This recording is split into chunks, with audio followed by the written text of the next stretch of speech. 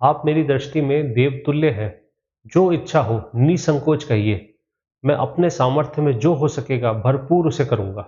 ब्रह्मऋषि विश्वामित्र ने ये नम्र वाणी सुनकर हर्षित होकर कहा, हे राजन, ऐसे विनम्र और धर्मपूर्ण शब्द आपके ही योग्य हैं, क्योंकि आप महान कुल में जन्मे हैं और ऋषि वशिष्ठ से शिक्षित हैं। अब मैं अपना मन खुलकर कहूँगा, आप उसी अनुसार निर्णय कीजिए। मैंने कुछ महत्वपूर्ण यज्ञ अनुष्ठान आरंभ किए हैं। दो राक्षस मारीच और सुबाहु बार बार आकर बांस और रक्त की वर्षा करके मेरे इस यज्ञ को बिगाड़ देते हैं। यज्ञ क्रम करते समय क्रोध में आकर लड़ना मेरे लिए उचित नहीं, इसलिए मुझे एक ऐसे रक्षक की आवश्यकता है जो इन्हें रोक सके। आपका पुत्र राम, जो सत्य पराक्रमी वीर है, उससे मुझे कुछ दिनों के लिए दे दीजिए। मैं स्वयं उसकी रक्षा करूंगा। उसमें दिव्य सामर्थ्य है और वही इन राक्षसों का संहार कर सकता है। उसे मैं कई दिव्य अस्त्र विद्या दूंगा, जिससे उसकी कीर्ति तीनों लोकों में फैलेगी। ऋषि वशिष्ठ और यहाँ उपस्थित सब मुनि राम के सामर्थ्य को जानते हैं। यदि आप पृथ्वी पर अमिट यश और धर्म लाभ चाहते हैं तो राम को मुझे सौंप दीजिए। यज्ञ केवल 10 रातों का है। ऋषि विश्वामित्र के वचन सुनकर राजा दशरथ घबरा गए। कुछ देर के लिए तो जैसे होश ही खो बैठे। फिर संभल कर बोले, मेरे पुत्र राम की उम्र अभी 16 वर्ष भी पूरी नहीं हुई है। मैं उसे राक्षसों से लड़ने योग्य नहीं मानता हूँ। मेरे पास पूरी अक्षिणी सेना है। मैं स्वयं सेनापति बनकर चारों सेना बल के साथ आपके यज्ञ की रक्षा कर सकता हूँ। आप राम को ना ले जाएं, मैं चलता हूँ। दशरथ बार बार यही आग्रह करते रहे कि राम अभी शिक्षा में निपुण नहीं है, शस्त्र बल और युद्ध नीति का पूरा अभ्यास नहीं है। छल युद्ध करने वाले राक्षसों का सामना करना एक बालक के लिए कठिन होगा। लेकिन विश्वामित्र ना माने। फिर अंत में वे बोले, हे मुनि श्रेष्ठ, राम से बिछड़कर मैं एक क्षण भी जीवित नहीं रह पाऊंगा। यदि आप उन्हें ले जाना चाहते हैं तो मुझे भी सेना सहित साथ ले चलिए। बड़ी कठिनाई से मिला है ये पुत्र, कैसे दे दूं मैं इसे।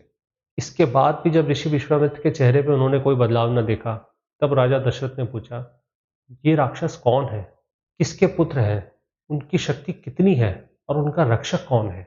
ऋषि विश्वामित्र ने बताया, पुलत्स्य वंश में रावण नाम का राक्षस है, जिसने ब्रह्मा जी से वर पाकर तीनों लोकों में आतंक फैला रखा है। वे अत्यंत शक्तिशाली है, राक्षसों की बड़ी सेना से घिरा रहता है। स्वयं यज्ञों में बाधा नहीं डालता, पर मारीच और सुबाहु नाम के दो पराक्रमी राक्षसों को भेजकर सब यज्ञ नष्ट करवाता है। यह सुनकर राजा दशरथ अब और भयभीत हो गए और बोले, देवता, दानव, गंधर्व, यक्ष, नाग, कोई भी रावण के सामने टिक नहीं पाता, तो मनुष्य क्या करेंगे। मैं सेना सहित भी उससे युद्ध करने में सामर्थ्य नहीं रखता, फिर बालक राम कैसे लड़ेगा। राजा दशरथ ने फिर अपना निश्चय प्रकट किया कि वे पुत्र नहीं देंगे, स्वयं राक्षसों से लड़ने चलेंगे। राजा दशरथ का ये मीठा इनकार सुनकर ऋषि विश्वामित्र अब क्रोध से भर उठे और बोले, तुम रघुवंश में जन्म होकर वंश का सत्यानाश कर रहे हो, प्रतिज्ञा करके अब मुकरना चाहते हो। तो मैं चला। उनके क्रोध से पृथ्वी कांप उठी, देवता भी भयभीत हो गए। तभी महर्षि वशिष्ठ ने हस्तक्षेप किया। उन्होंने राजा दशरथ से कहा, तुम इक्ष्वाकु कुल में जन्मे हो, स्वयं धर्म के समान माने जाते हो, तुम्हें प्रतिज्ञा से पीछे नहीं हटना चाहिए। जिसने एक बार वचन दे दिया और बाद में तोड़ दिया, उसके पूर्व किए सारे यज्ञ पुण्य सब नष्ट हो जाते हैं। इसलिए श्री राम को जाने दो। चाहे राम शस्त्र विद्या में पूर्ण दक्ष ना हो, विश्वामित्र जैसे तपस्वियों के साथ सानिध्य में कोई राक्षस उसका कुछ नहीं बिगाड़ सकता। वे स्वयं धर्ममूर्ति हैं और सब दिव्य अस्त्र के ज्ञाता है। ऋषि विश्वामित्र से बढ़कर अस्त्र विद्या किसी के पास भी नहीं है। ऐसे महान तपस्वी के साथ रहते हुए राम को कोई भय नहीं, बिल्कुल चिंता मत करो।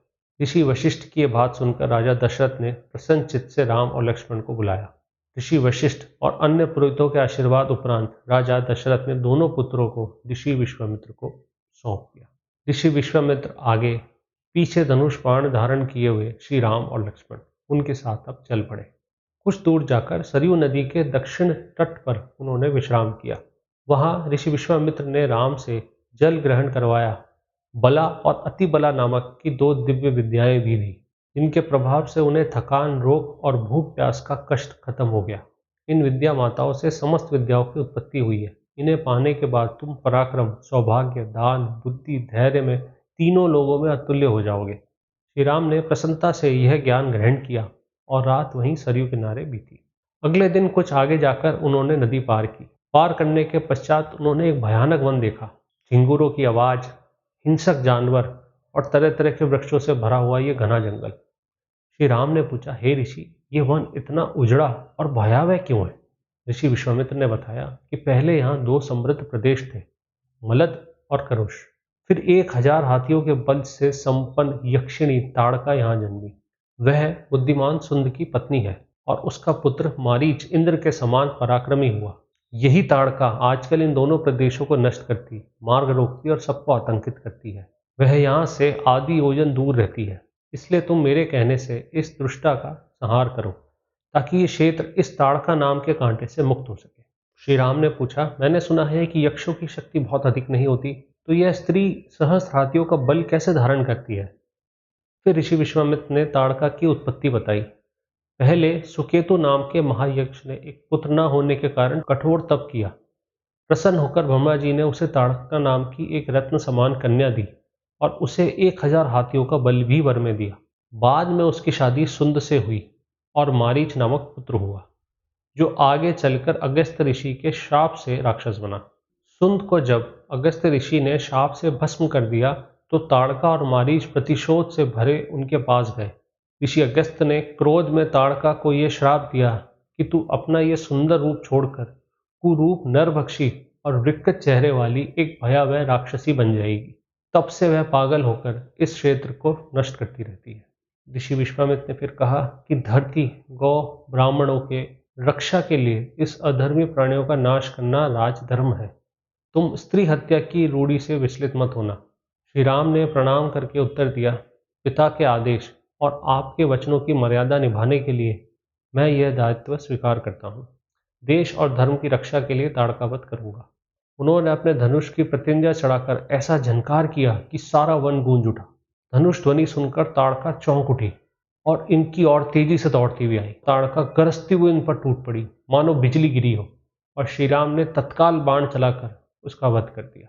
उसके वध से देवता खुश हुए और उन्होंने ऋषि विश्वामित्र से प्रार्थना की कि वे राम पर अपना स्नेह और वरदानों की वर्षा करें और दिव्य अस्त्रों को भी राम के हवाले कर दें, क्योंकि आगे चलकर राम देवताओं के लिए बड़ा कार्य करने वाले थे। अगली सुबह ऋषि विश्वामित्र ने प्रसन्न होकर राम से कहा, हे राजकुमार, ताड़का वध से मैं अत्यंत संतुष्ट हूँ। अब मैं तुम्हें ये सब दिव्य अस्त्र दूंगा। उन्होंने क्रम से दंड चक्र, धर्म चक्र, काल चक्र, विष्णु चक्र, इंद्र चक्र, वज्र, शिव त्रिशूल, ब्रह्मशीर, ऐक्यग्र, ब्रह्मास्त्र, मौदकीशी गदाएं, धर्मपाश, मृत्युपाश, वरुण जाल, पिनाका, नारायण अस्त्र, अग्नि का शिखरास्त्र, वायु का प्रथमा, हमिशीर्ष, क्रांच, कपाल ककंड भाले, कंकाल गदा, विद्याधरों का नंदन, गर्दभों का मानवास्त्र, कामदेव का मदनास्त्र, पिशाचों का मोहनास्त्र और असंख्य विद्या रूप शस्त्र श्री राम को सौंप दिए। फिर उन्होंने कहा, इनके साथ साथ तुम्हें इनके प्रत्युत्तर में प्रयोग होने वाले प्रतिरोधक अस्त्र भी जानने चाहिए। सत्यवंत, सत्यकीर्ति, दृष्ट, रंबस, प्रतिहारत, पुराणमुख, अवानमुख, लक्ष्य अलक्ष्य, विषम, दृशनाभ, सुंदरनाभ, दशाश, शतवत्र, दशशीर्ष, चतुर्दल, पद्मनाभ, महानाभ, दंदुविनाद, ज्योतिष कृष्ण, निराश्य, विमल, योगिंशर, हरिंद्र, दैत्य प्रथम, पृथु, सोमनाथ आदि के मंत्र भी श्री राम को सिखाए। इन सब दिव्य शक्तियों ने साक्षात रूप धरकर श्री राम के सामने आकर प्रणाम किया और कहा कि हे रघुवर श्री राम, हम आपकी सेवा में उपस्थित हैं।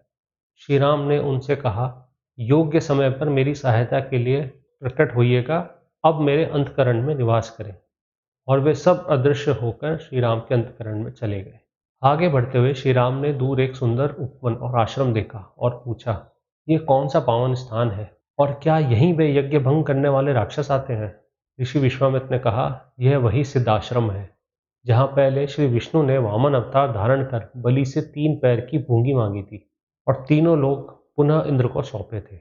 और हाँ, ये वही स्थल है जहाँ मैं स्वयं अब तप कर रहा हूँ और यहीं तुम्हें यज्ञ की रक्षा करनी है। सिद्धाश्रम पहुंचने पर वहां के समस्त ऋषि विश्वामित्र जी के स्वागत करने आए और उन्होंने राजकुमारों का भी आदर किया। राम लक्ष्मण ने हाथ जोड़कर सभी से प्रार्थना की कि हे भगवान, आज ही आप यज्ञ के लिए संकल्प कीजिए, हम इस आश्रम की रक्षा के लिए तैयार हैं। ऋषि विश्वामित्र ने संयम धारण कर मौन व्रत लेकर यज्ञ संकल्प शुरू किया। श्री राम और लक्ष्मण ने पूछा, हे मुनिवर, हमें कब से और कितने दिन इस यज्ञ की रक्षा करनी होगी? इस पर मुनियों ने उत्तर दिया, आज से 6 रात तक यह स्थान तुम्हें ही बचाना होगा, क्योंकि ऋषि अब मौन व्रत में चले गए हैं। दोनों भाइयों ने 6 दिन रात जाग कर आश्रम की परिक्रमा करते हुए धनुष व बाण से रक्षा की। छठे दिन जब यज्ञ अपने चरम पर था, आकाश में भीषण गर्जना हुई, बादल जैसे घिर आए और मारीच और सुबाहु अपने साथी राक्षसों के साथ रक्त मांस की वर्षा करते हुए प्रकट हुए। रामायण के इस पाठ को मैं यहीं विराम देता हूँ। आखिर श्री राम ने यज्ञ की रक्षा कैसे की, ये हम अगले एपिसोड में जानेंगे। अब वक्त है उस अंक का जिसमें मैं रामायण में लिखित इस भाग से जुड़ी कुछ रोचक बात आपको बताने वाला हूँ। सबसे रोचक तो यह है इन अस्त्रों का वर्णन। वाल्मीकि जी ने सभी अस्त्रों के नाम बताए हैं। पहले अस्त्र और शस्त्र का अंतर समझ लेते हैं। Astra refers to divine supernatural weapons, यानी कि ऐसे वेपन्स जिन्हें मंत्रों से एक्टिवेट किया जाता था और दूर से फेंका जाता था, जैसे कि मिसाइल। और shastra are physical hand held weapons, यानी कि जिन्हें हाथ में लेकर लिया लड़ा जाता था, जैसे कि तलवार, गदा, और अपने बाहुबल और चलाने की कला पर आधारित होता था। श्रीमद् भगवद गीता के 10वें अध्याय विभूति योग में ईश्वर रूप में श्री कृष्ण अर्जुन से कहते हैं कि अस्त्र और शस्त्रधारियों में मैं श्री राम हूं। ध्यान देने वाली बात यह है कि वो अर्जुन को ये नहीं कहते कि सबसे बड़े धनुर्धर तुम हो, जो कि प्रसिद्ध रूप से मान लेते हैं कि सबसे बड़े धनुर्धर अर्जुन ही थे। वो साफ लिखते हैं कि योद्धाओं में सबसे बड़ा योद्धा श्री राम थे, मैं श्री राम था। हम श्री राम के सौम्य रूप को याद रखकर ये भूल जाते हैं कि वे ही सबसे बड़े धनुर्धर थे। और इस भाग में वाल्मीकि जी लिखते हैं कि ऐसा क्यों था, कि कितने ही अस्त्रों की कला वो सीख चुके थे ऋषि विश्वामित्र से। यहाँ मैं एक और प्रमुख साहित्य की बात करूंगा जो कि शायद बहुत महत्वपूर्ण है। इसका नाम है योग वशिष्ठ। योग वशिष्ठ वो किताब है जो बताती है कि ऋषि वशिष्ठ ने राम को क्या पढ़ाया है।